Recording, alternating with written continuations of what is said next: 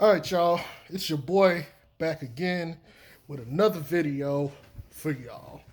And I gotta say, this is going to be inspired by DJ's Raw Cut Truth, and KL Brown Sweatbox. I hope I said that right. If not, y'all can correct me in the comments.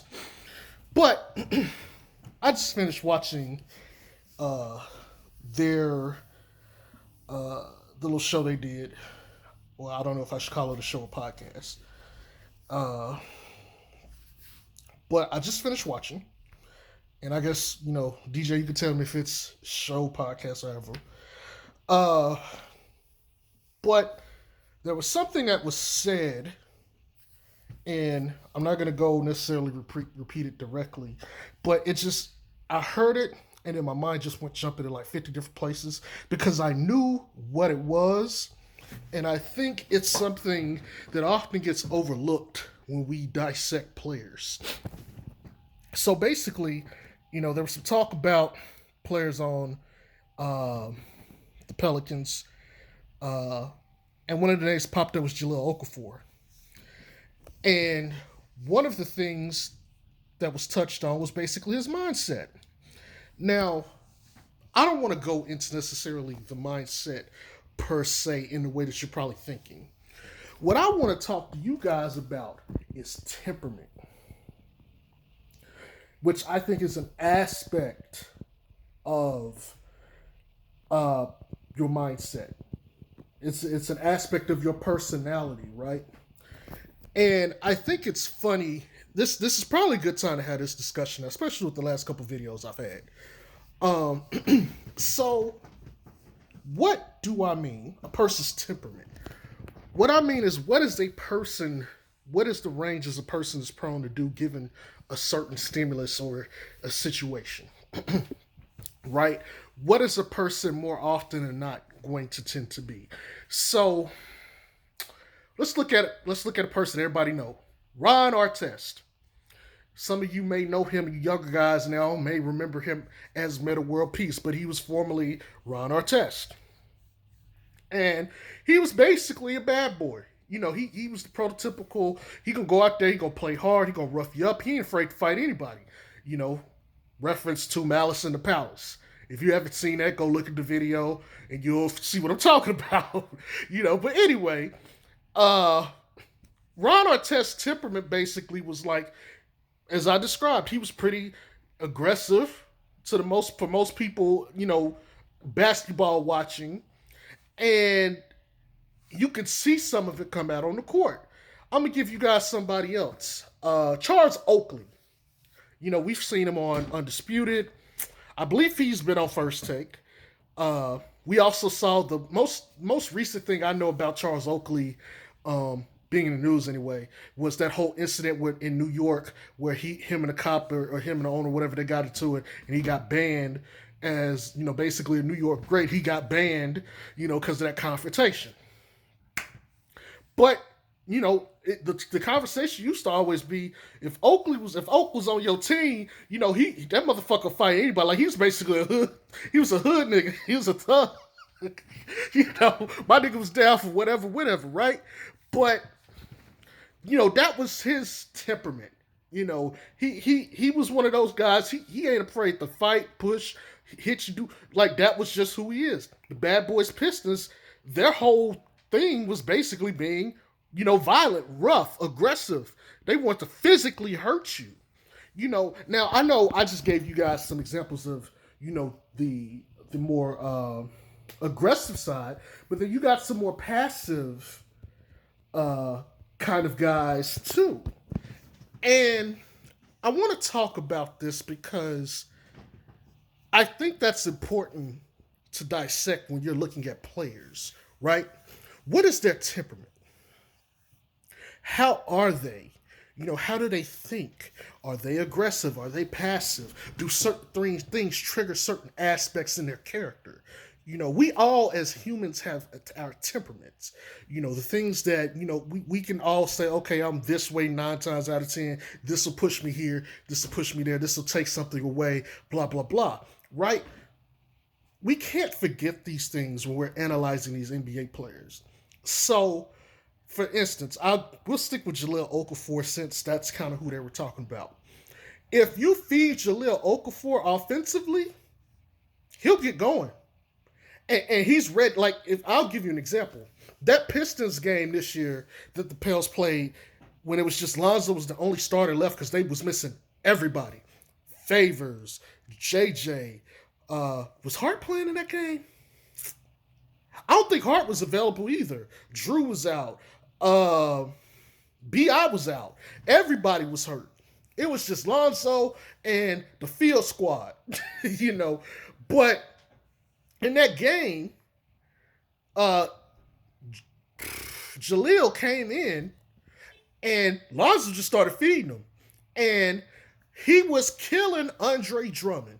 Like, Jaleel looked like he was projected. I don't know if y'all remember, but Jaleel was a top 5 pick at one point. I think he was number 2 or 3 at one point with the 76ers. People forget that he had an injury history, and they eventually traded him because they had to be. They didn't need him. And then I guess you could also say he's an old school kind of center offensively anyway, but whatever. So he shows up, and I believe his peeps was there too. So his mind was on a different, process then. He was cooking. He was cooking Andre Drummond. And Andre Drummond ain't no punk. Andre can play. If we could get Andre Drummond on the Pels, I'd be happy too. But he was cooking him to the point that Dwayne Casey had to pull Drummond out of the game. Drummond out of the game because he couldn't play him anymore. He was just going down there. Jaleel was just going out down there bodying him.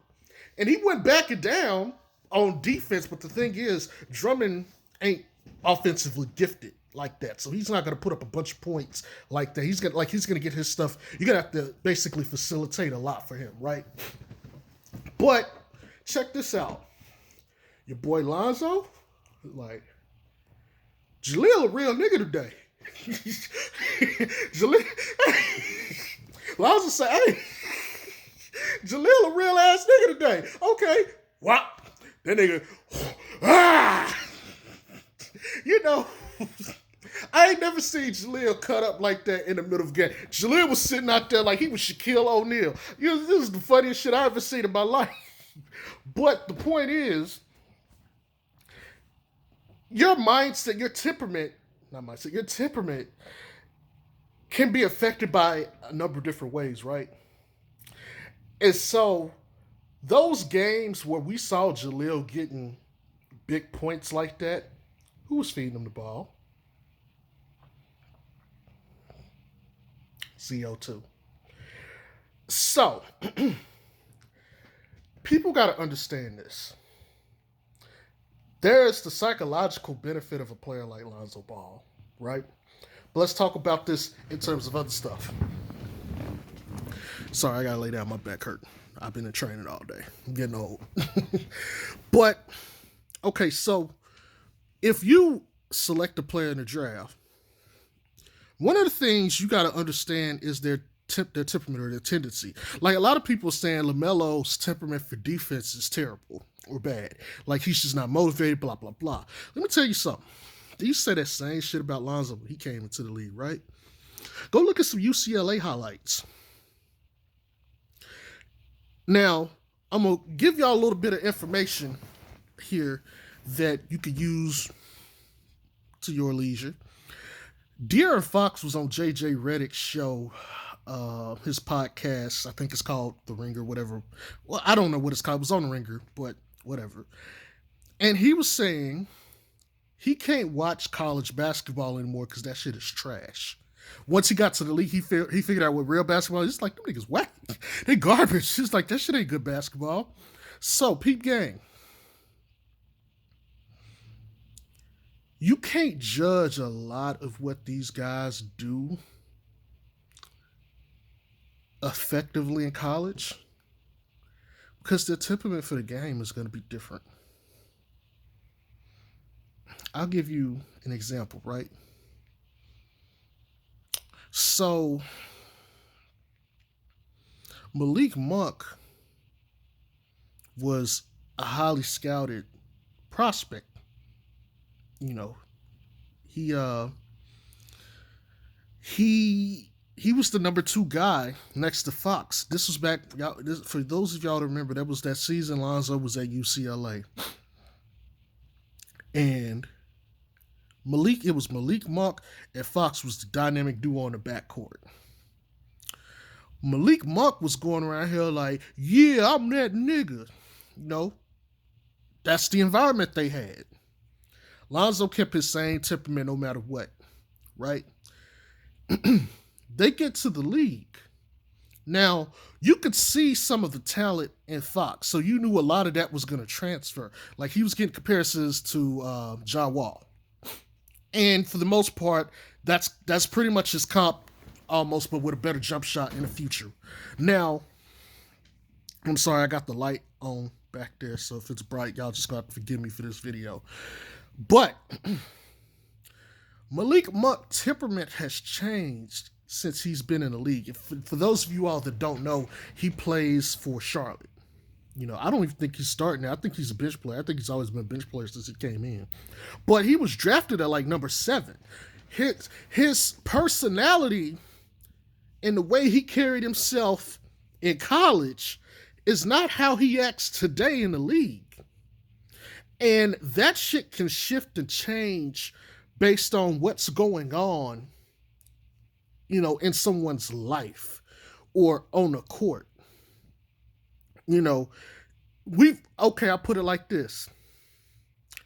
I can't remember what game it was in the bubble, but there was one game where the Pels was getting beat so bad, everybody had just checked out. Like, there was a play, and I'm trying to remember who ran back. I'm trying to remember what team it was. It was either the Spurs or the Kings. And there was a ball. The ball got stolen, and nobody even ran except for like Lonzo and I think Drew.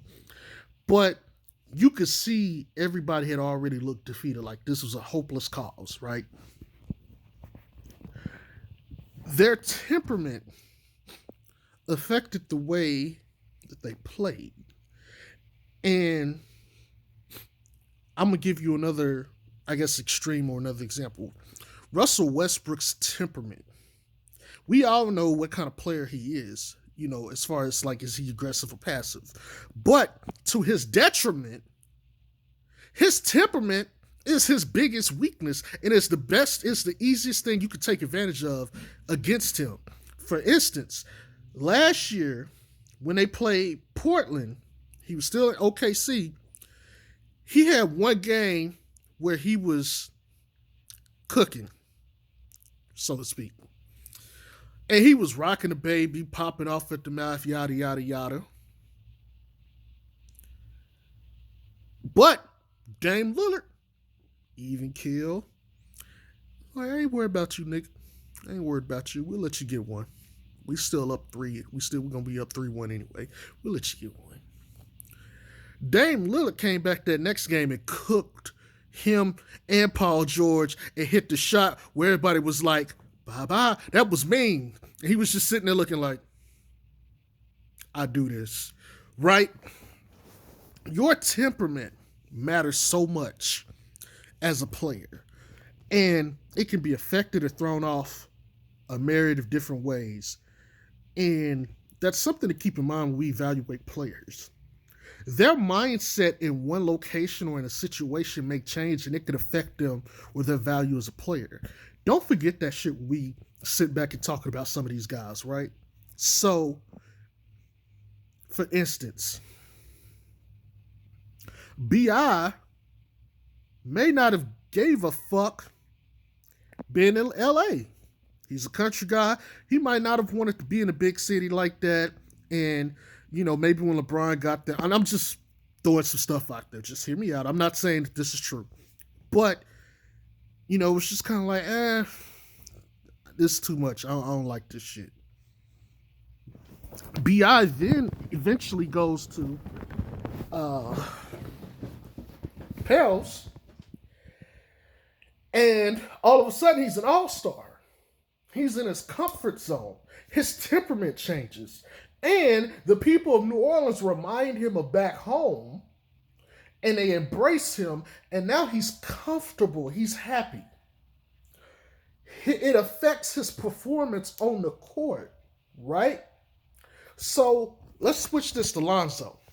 Lonzo gives off this stoic, expressionless, like I'm cool all times. Like you would think he meditates and he's like a Zen master or some shit. But Zoe speaks through his body language a lot of times. And that nigga get upset over stupid dumb shit. And it's something I call the basically it's the I forgot, what did I call this shit? I know it's funny. It's like this is something I call it now. I can't think of it. I think it's being on camera, but it's the curse of the gifted, or the curse of the talented. And when you one of these guys who are blessed, be it mentally or physically, yada yada yada. Sometimes when people aren't on your level, it makes it hard when you like, damn. Like, it's like, okay, for instance, you guys all of us got jobs, right? You go to your job and you sitting there, you like, I can make this shit work so much better, but I don't have the power to do anything about it.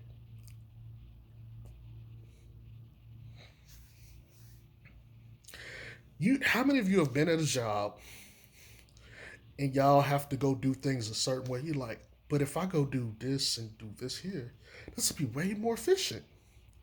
And you be like, let me go talk to supervisor manager about this. And they don't want to adjust because they think their way is right. And you have to go do work the same way, right? And then, people are frustrated, you're tired, or whatever. Let's just say you go ahead and do it your way anyway, and you speed up production. And then you're like, why are you working so efficient? Oh, well, remember that suggestion I made? I just started doing it.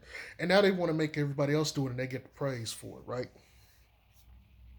But you don't get promoted for it. Or let's take that same situation and you can't affect the change. But then let's just say let's say one of those supervisors something get fired. Somebody comes in that has their idea already and they start doing it and they get all the praise, the glory. Or let's just say another example, you see somebody working at another company and they do it that way and it works just fine.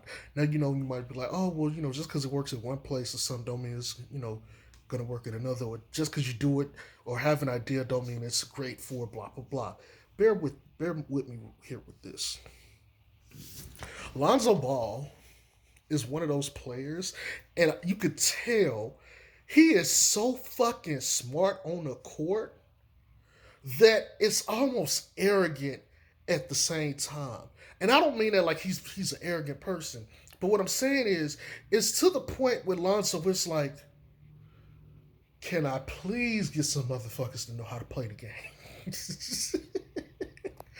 Like, you can sit there and look at Lonzo body language at times, be like, that nigga ain't happy.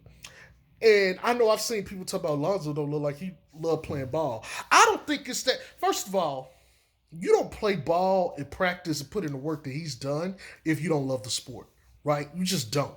Now, I think Lonzo is in need. Like, he needs an equal mentally, even if they not necessarily like a physical freak like Zion or have the scoring capacity of a Bi. He needs other players around him who either submit to his mentals or can see the game like him. I think that was one of the reasons he was so glad to play next to LeBron or have LeBron, because it's like, this is LeBron. First of all, he looked up to LeBron, and I don't know if you guys know, but Rondo was talking about he had a conversation with LeBron after last season. He was like, man, you can't be carrying yourself like that, because those guys look at you and they want to disappoint you. And whenever you make these faces or these expressions and stuff, or this body language, they feel like they failed you. You know, they watch you, bro. You gotta watch what you do because it's dragging down the young guys. Rondo had to tell that nigga that. But you gotta remember there were game like in the game you could see Lonzo and LeBron ain't even communicating. They just sitting there looking and they know what to do. Them niggas could just go out there and execute. You know what I'm saying? So you like your temperament can be affected by so much and it can affect you as a player. Check this out.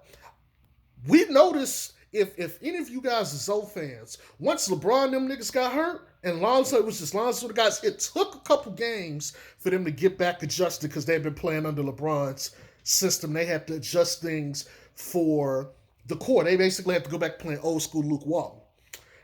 But that OKC game, we all remember Lonzo was killing their ass, crushing them.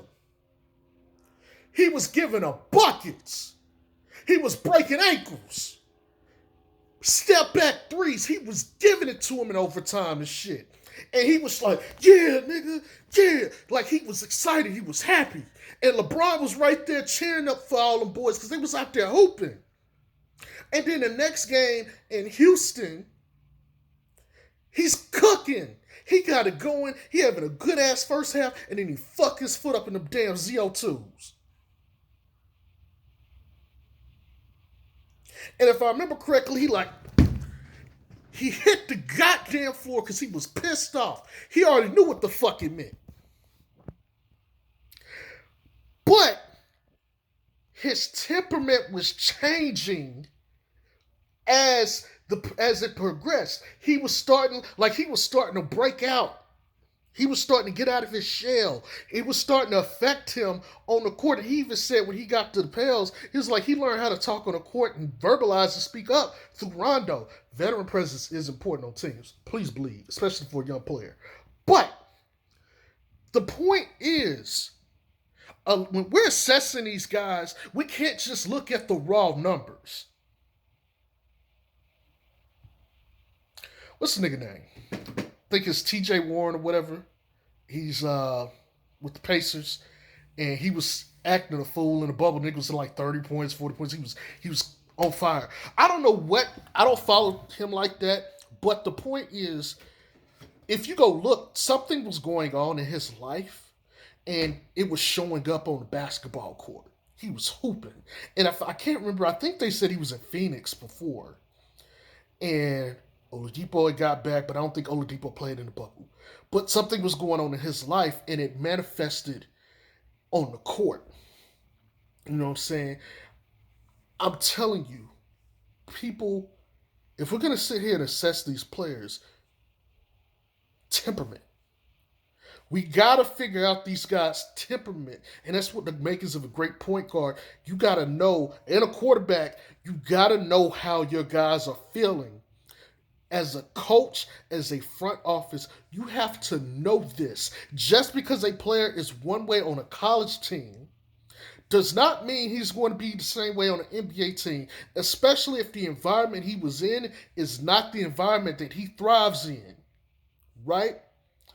You all, as people, we have been in places or been in situations where we're not as comfortable and our performance suffers. It does not mean that we are bad people or a poor employee or a poor ball player. Sometimes the situation or the circumstance got to change for you to see the best in the players. Now, the bubble has happened. We didn't see the best of the Pels team. There was some shit going on, either individually or holistically as a team. Regardless, the best Pels team was not shown then. Now, granted, we've had a whole season to analyze some of these guys, but keep this in mind as y'all sitting here trying to make trade suggestions. There are certain players on the Pels team that get along better with other players, and it brings out the most in them. I'm not going to say any names, But I'm going to leave that for y'all to digest. But just think about it when y'all sitting here making these trade scenarios and trying to psychoanalyze these guys. If you don't know what their situation is or what caused it, that caused them to not perform at their best. And no, this isn't like for me to sit here and say, okay, this is Lonzo not performing at his best. No, I'm not trying to make an excuse for anybody. But what I'm saying is, hell, PG-13 had the whole, man, I had to go see a psych or shrink because my mentals was fucked up. His temperament was not in line with who he is as a person, and it affected his performance. So keep this in mind, people. These guys are human beings too. They have their own lives, they got their own situations. It affects people differently. And just because, you know, we seen one thing doesn't mean that it's who they are. People grow, they change, and certain things affect people more than we think they do. So just keep that in mind. But please assess people's temperament. Please look at how they're playing based on situation and circumstance too, because that does matter. It really does. Let's take a look at Kyle Kuzma. Oh, he gonna be good without Lonzo because he got LeBron. How much of that y'all think is ZO2 influence, right? Now, as I get ready to end this video, we all know they just got a new coach, Stan Van Gundy. There's somebody on the team currently that has a thing for SVG, and I mentioned it in a previous video. Now, we know one person who's going to like him. Let's watch and see what happens with the rest of the team and save judgment for them. This your boy Jay Strokes. Peace.